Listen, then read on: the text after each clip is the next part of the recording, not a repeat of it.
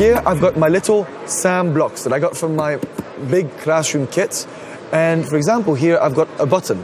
This button I can grab and put on my interface, and whenever I press on my button, I can see it being pressed on my interface as well. The important thing is that we get this direct feedback and constant feedback to engage the whole classroom, not just the 2 students who might be interested in STEM later on, but the whole classroom, and get them engaged. Now I will connect this button to this light. To do that, I will grab a light and bring it on my interface, and to establish a connection, I don't need to wire anything, I don't need to code anything. All I need to do is draw a line between them. And now if I press on my button, the light turns on. I can start coding and changing variables. To do this, I go into the light and I can start changing the color. And I can start exploring the different colors I'm choosing. Then what I can do is I can start adding functions. Imagine we want to build a disco light. A disco light uses different functions, and here we've got behavior functions, number functions, we've got timing functions and logic functions. And I'm going to start changing the light automatically. This changes tons of different colors, and then we're going to automate it further. I'm going to grab an interval block, and also I will grab a toggle block. This will allow me to create a completely automatic system that changes the color of the light every 200 milliseconds as I establish it here. So if I press now on my button, this changes completely on its own. Izgleda da nikada nije bilo interesantnije ići u školu. Rešenja za jasnije razumevanje različitih obrazovnih sadržaja koja su predstavljena na ovogodišnjem BET show, sajmu obrazovne tehnologije u Londonu, nisu mogla ni da se prebroje. A sve je počelo pre 40 godina sa velikom dozom sumnje. Well, actually, 6 years before I started BET, I was in a meeting with our then Secretary of State for Education. And she asked a very simple question. She said, do you think there might ever be the use for a computer in the classroom? And, you know, it was a genuine question at that time, but it still took 6 years from that point before I felt that there was a confidence in the industry and in education that we could bring the two together. And that is basically the way BET started. Very small to begin with, very focused on the UK, but of course it's now become the global event, and I think we're expecting about 40,000 people to it, and it's the global industry that is together. But most importantly, because it is global, because everybody is here, you can make a decision about what's good and what's bad, because that's important when you're talking about potentially spending large amounts of money on technology. O budućnosti i ciljevima obrazovanja, o najefikasnijim metodama učenja i podučavanja, o dostupnosti i svrsishodnosti obrazovanja u kontekstu razvoja savremenih tehnologija raspravlja se u celom svetu. The future of education, I think, what we've done over the last, 200 years is make, old-style instruction-based education digital. And so if you look at a classroom from like 1890 to 1950 through to today, they're all the same. Teacher at the front, kids in the middle, memorizing what the teacher is telling them. And I think the classroom of the future, I don't think it's tablets on tables. I think it's physical interaction. I think it's building and actually applying knowledge that you learn in the classroom and not just memorizing knowledge that you learn in the classroom. The jobs of tomorrow, like technologists all across the world, find it really easy to say all the bad things that are going to happen and all the robots are going to take over the world, but what they're not great at looking at is the future, like fun challenges, but the future types of jobs that are going to happen. And I think to prepare the kids for that type of future, they need to learn the act of learning. Children in the UK spend more than half of their time in the classroom engaging with technology. It was a milestone that was reached a couple of years ago, but they're being taught by teachers that when they went to school and when they were trained to be teachers didn't really have that experience. And there is a bit of a disconnect between teachers being trained to use the technology and the technology that is coming about very rapidly that we see at the BET show here today. It's one thing to be wowed by the potential of cutting-edge technology. It's another thing actually embedding that within the school system. And that's one of the big challenges that we have faced over the last few years. this is a big culture shift that we're expecting teachers to do, right? So often teachers teach the way they were taught. I was lectured at, I succeeded, and so I'm going to lecture at my students. But research shows that lecturing just doesn't reach the full population, and it doesn't have that lasting effect on the students. And so unfortunately, we're going to push teachers to step out of that comfort zone of standing in front of the room and having all of the answers to actually getting dirty with the students and getting hands-on engaged in these types of activities. Students, if you're going to follow their passions and their interests, might go into a content area that's uncomfortable for the teacher. So a teacher has to be willing to take that journey with the student and maybe learn right alongside them. Teachers won't always have the right answer, and I think that's a very important point, is that when you're doing maker-based activities, there isn't one single right answer. Instead, it's the application of math and science to doing these open-ended creative projects that are passionate to the students, and that the teacher acts as facilitator to ensure that the students head down that right path and have success at the end of the day. So Science Journal is an app for smartphones, tablets, and Chromebooks that lets the devices be used as a digital science notebook. So you can run an experiment on the app using the sensors built in. So here we have a pendulum, and the accelerometer in the phone will measure the movement of the device, and then it will plot it out. So if you're a physics teacher, you can use this phone as a sensor, and then show the sine wave that is formed and the decay that comes out. That data gets saved, it can be annotated, and the student can make notes and review it later. It saves locally here, and then inside the notebook, you have the notes you've taken and then your previous graphs. And you can go in and you can add a note to say what you've done. Google Classroom is a product that was developed a number of years ago to help teachers who are already really actively using Google Documents, which are our collaborative way of students to work in real time together on documents. And teachers were telling us they love this product, but they wanted an easier way to send homework to students and to receive student feedback, but most critically to give students feedback throughout the process, not just at the end when they collected the homework back from the students. So what this product really does is it gives teachers an insight into students, not only at the end of their work process, but throughout their process, and helps teachers and students collaborate together and communicate together, and ultimately leads to better student engagement. Our goal is all about making science more interactive, more engaging for students, overcoming the fear barriers for anyone getting into science. So really widening participation, making it more inclusive. And we do that by taking very complex science information and making it visual, making it interactive. And we can do that in 2D on mobile devices or laptops or any kind of computer screens. We can also do it in virtual reality, so students can kind of get immersed in a world of atoms and molecules. Tehnologija je unela revoluciju u obrazovanje, ponudila je nesagledive mogućnosti za učenje, ali je otvorila mnoga pitanja i izazvala strah od nepoznatog.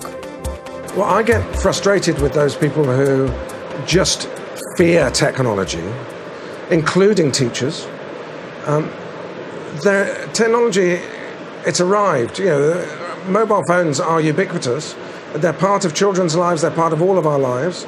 At TES, we see virtually all teachers using technology to share lessons and to not have to reinvent the wheel in terms of lesson preparation, and yet some of them are very nervous about children having technology in learning. I understand that change is difficult and change is scary, but it works. Teachers are doing it, and we're going to provide the tools and the community to make that transition as easy as possible. You have to have a different approach to teaching when you have artificial intelligence and personalized adaptive solutions, because you're not just teaching the material. You are inquiring and encouraging the critical thinking. That's really important. And you're trying to focus in on the information that the individuals are struggling to learn, rather than the material that you would normally just present in a traditional teaching engagement. So it takes a different way of teaching, and we help the teachers through professional development activities understand how to teach and deliver these technologies in the classroom. I think at the start, our mantra was to teachers, if you have a better way of teaching using technology, where technology will assist, use it. But if it's not a better way, don't force technology into the situation. But there's a flip side to that today, because now, compared to all those years ago, our children have technology all day, every day, in their pockets, in their bedrooms, the mobile phone, social media, everything forces us to rethink where education does use technology. And I think we're moving closer to the idea that yes, education is going to be centred on the use of technology, but we mustn't forget the purpose of education. Well, there's a big debate currently here in the UK around teachers and the curriculum that then has an impact on technology. So the debate is around the extent to which the curriculum should be all about knowledge, or the extent to which it should also be about skills and the application of that knowledge.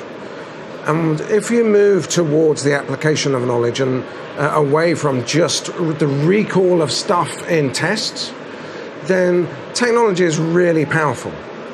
But if we want to stick to just remembering stuff and being examined on paper, then maybe we don't need technology so much. So technology is a victim in the middle of that discussion. Currently, we're still in a knowledge-rich curriculum, but my hope and my expectation is that in the end we'll catch up with some of the others around the world who are shifting towards saying, actually, the skills that people need in the world of work are about being able to collaborate well together, being able to apply what they know with other people, and being able to create new things and create new knowledge, ultimately. And you can't do that without the use of technology. Today, McGraw-Hill Education has a number of products that include artificial intelligence inside their architecture. So we have an award-winning mathematics product called Alex, which is entirely based around academic research around knowledge spaces and is an adaptive, personalized math product. In addition, for a long-form reading product, we have something called SmartBook, which is an adaptive reading experience. So those technologies are already available today. And yes, I think that they will enrich the learning experience. Hoće li roboti zameniti nastavnike? Može li se škola spakovati u kompjuter? Da li je škola kakvu poznajemo iza nas? Ovakva i slična pitanja nadiru pred navalom novih proizvoda IT industrije. We see lots of interest around the world and lots of marketing copy from vendors as well, announcing that the teaching profession is doomed, that robots are coming. We don't see that is an actual practice happening anywhere. In fact, we see that teachers becoming more central and more important to the education process. Education is really a human endeavor. It's a collective endeavor. Technology and robots can play a role in assisting and helping the teacher in doing things that the teacher perhaps doesn't want to do or doesn't do well, to free up the teacher to have that human interaction. Children need to be learning about how to program. They need to understand how to control mechanics, artificial intelligence, Internet of Things. These are all skills that employees are asking for now, and unfortunately the education system as it isn't meeting those requirements. That's why the government is throwing additional money into STEM education. In Finland there's more and more devices at schools every year, and as the teachers in Finland have a really high education themselves, they are really good ones to know how to use the devices and the content with students. In the Finland, the universities and the teacher education, it emphasizes more and more on the technology every year. So there are several things that we're doing to help address the digital and creative literacy divide. We're making sure our tools are as available as possible. So we've made the pricing very compelling for educational licenses for schools. We also recently announced tools that are totally free. Right? Adobe Spark is completely free. We've made tools that teachers are comfortable using, so the fear of introducing tools that they're not comfortable with goes away. We built a very big online robust community at our education exchange with hundreds of thousands of teachers that share ideas, talk about what they're doing in the classroom, share tips for lesson plans and guides, how to create to includes creative literacy in the classrooms.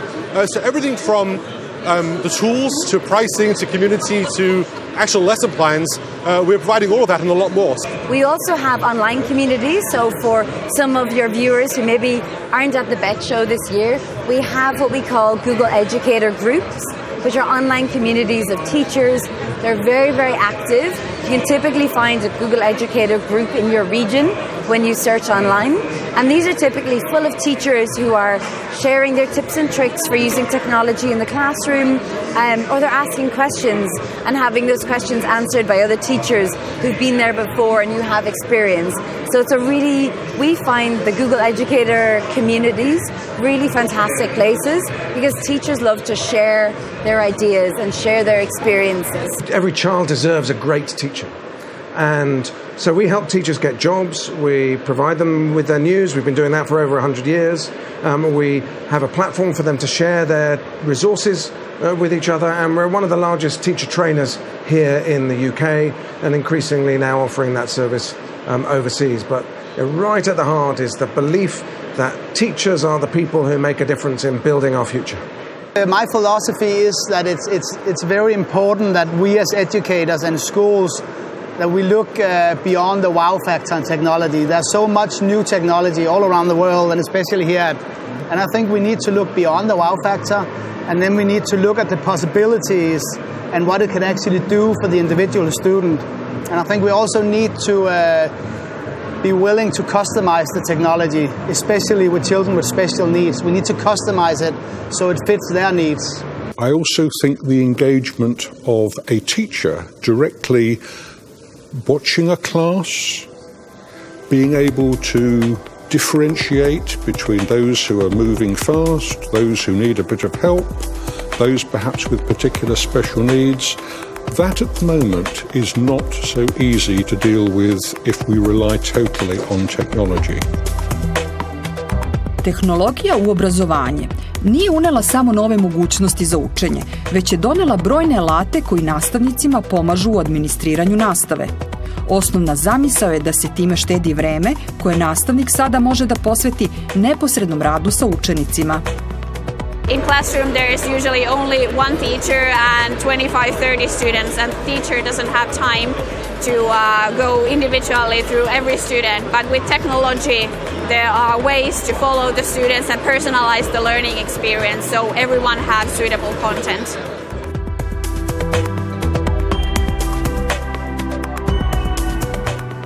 Sasvim novu dimenziju učenja tehnologije je unela u rad sa decom sa teškoćama u razvoju. Ono što je bilo nezamislivo sada je ostvarivo. Dete koje ne može da ide u školu sada može da prisustvuje nastavi virtuelno. My job is to find the technology and implement the technology so it works for the students, but it's also my job to teach the students and the teachers how to use technology. So it's more about pedagogic than it is about tech. For the last couple of years we have focused a lot on robotics. A humanoid robot is a robot that actually looks like a human being. He can actually show human expressions, so he can show with his face how it looks to be happy and sad and so on. And we use that to teach the children social skills. For children with autism, it's very difficult with their social interaction, and it's very difficult for them to see if people are happy and sad and so on. They can actually work for twice the time as they normal can. The other kind of robot we use is a telepresence robot, and basically that's like a FaceTime connection on wheels. So you have a big screen that can record both the sound and the picture in the classroom, and then it has wheels on it. So the student can sit at home, and then he logs onto a computer, and then he logs on the robot, and then he can see and hear what happens in the classroom, and the students in the classroom can see and hear what happens at home where the student is sitting. And then by the arrows on the keyboard, he can actually control the robot around the classroom and the school, so he can be in school even though he's at home. Sajam obrazovne tehnologije, BET Show, karakterističan je po tome što pored izlagačkog dela posetiocima nudi vrlo kvalitetne obrazovne sadržaje u vidu prezentacija, predavanja i diskusija. O pitanjima bezbednosti i pravilima ponašanja u sajber svetu razgovarali su Lord Jim Knight, bivši britanski ministar obrazovanja i jedan od glavnih kreatora TES-a, najpoznatijeg edukativnog časopisa za nastavnike, baronica Biban Kidron, filmska producentkinja i članica Gornjeg doma britanskog parlamenta, i Lord Andrew Adonis, uticajni novinar i političar. For the last 6 or 7 years, I started a campaign. It's called 5 Rights, and it was really to establish the same privileges that children enjoy offline, online, and to say, look, this is the new world. This is how they relate. This is how they play. This is how they learn. This is how we are organizing our society. If that is the case, then a child has to be a child, even online. And just to sort of illustrate it for people who don't really understand what data is your location. Data is the address of your school. Data is your friendship group. Data is your likes and dislikes, your search history. Data is your online persona entirely. And I think that the questions that the code will answer for us is, what is a level of privacy that a child should have by default? The point is that we have some very hard questions to answer. We then have to put it into the code, and then industry has to respond to that code technologically. But this is it. We need a world that is designed for us and for our children. And this is the world that we're going to live in. So I passionately believe that we have to design the world we want, yeah? And that it is simply a question of design, and you don't have to be for or against technology, yeah? You have to be for or against a healthy relationship between technology and society. And I'm for a healthy relationship between technology and society. Tehnologija je naša sadašnjost i budućnost. To je nesumnjivo. Ono o čemu se može raspravljati je način na koji najkorisnije upotrebiti tehnologiju i integrisati je za dobrobit zajednice, a posebno u obrazovne svrhe. My advice to schools who are starting to implement these new technologies in education is be patient, stick with it, because what you are doing is hugely important. Don't give up. There is a lot of technology out there. A lot of it can be quite challenging. Some of it may not always be what's most appropriate to your students. So don't just give up if it doesn't work straight away. Experiment, keep trying. Look for support, and that can be external support. There are lots of companies, there's lots of people with computing skills who are very keen to support and help. And look across the internet to find resource and support to help you.